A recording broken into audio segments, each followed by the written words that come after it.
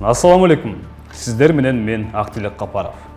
Чоң Казат партиясы менен анын лидерлери 2020 жылы жалпы кыргызстандыктарга дүң болгон. Алардын бири айтылуу Сыймык Жапыкеев. Сексалю! Макалю! Качайтетпе! Прокуратура! Октябрь төңкөрүшүнөн кийин анын шыбагасына Финполиция тийген. А кийин бул орган түү орду менен жоюлду. Жапыкеев жумушсуз калды. Я помню чудное мгновение, передо мной явилась ты, как мимолетное видение, как гений чистой красоты. А бул Асхат Осмонов 2020 жылы ал да Чоң Казат партиясынан парламент депутаттыгына аттанган. Октябрь окуяларынын ал да активдүү катышуучуларынын бири. Күтпөйбүз. Реформаны биз 2 айдын ичинде бүтүрөбүз. Садыр Жапаров бийликке келери менен 2020 жылдын 20 декабрында Асхат Осмоновду Бишкек мэринин кеңешчилигинде дайындашкан. Бул кызматта ал саналуу гана айлар турду. Мен жумуш сурабайм, бирок такыр эле ошо кадр маселесинде кризис болуп атса, мен деле даярмын. А бул Чоң Казат партиясынын лидеринин бири Максат Мамытканов. Я в жизни не пью, не курю и по саунам не хожу. Майор Мамытканов ГТН. Бийлик алмашаары менен аны да куру кол калтырышпады. Мамытканов Кыргызстандын вице-премьер-министрлигин ээледи. Мынакей мамлекет деген ушинтип өзгөрөт.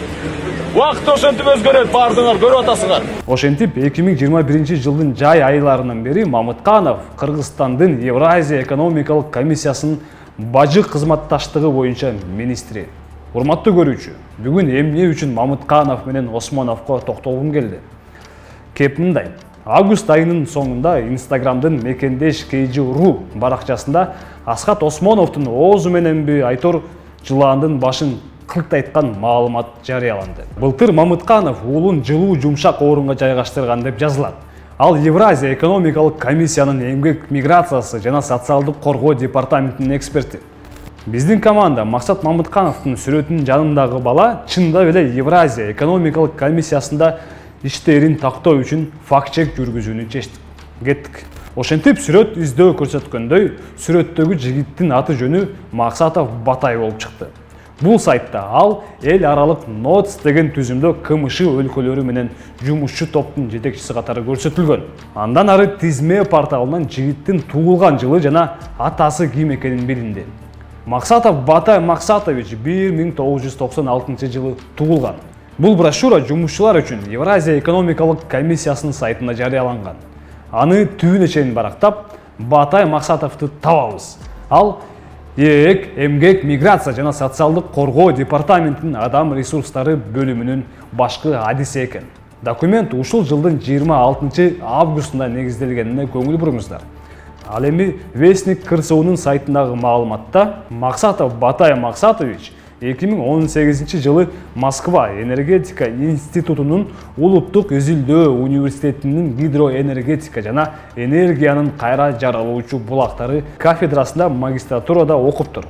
Эми Максат Мамытканов өз билими тууралуу айтканын угалы. Я был дипломированным горным инженером и электромехаником. Урматтуу көрүүчү, сүрөттөгү Максат Мамыткановдун жанындагы жигиттин аты Максатов Батай Максатович экен. Ал чынында эле Евразия экономикалык комиссиясында иштейт деген жыйынтыкка келебиз. Ачык маалыматтардан Батайдын иштеген жери жана анын атасынын атынан башка Максат Мамытканов менен Максатов Батайдын анык ата бала экенин тастыктаган башка далилдерди тапкан жокпуз.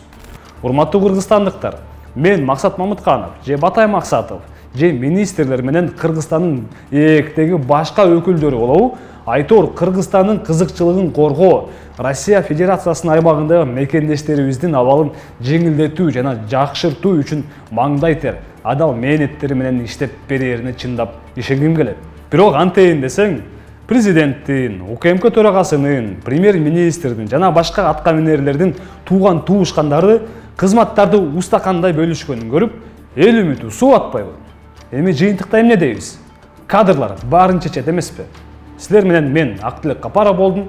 Көрүшкөнчө, ассаламу алейкум. Урматтуу көрүүчүлөр, биздин иликтөөлөр дагы да көп жана сапаттуу болушун кааласаңыз, коррупцияга каршы күрөшүүгө салым кошкуңуз келсе, анда биздин Patreon'га катталып колдоо көрсөтүңүз.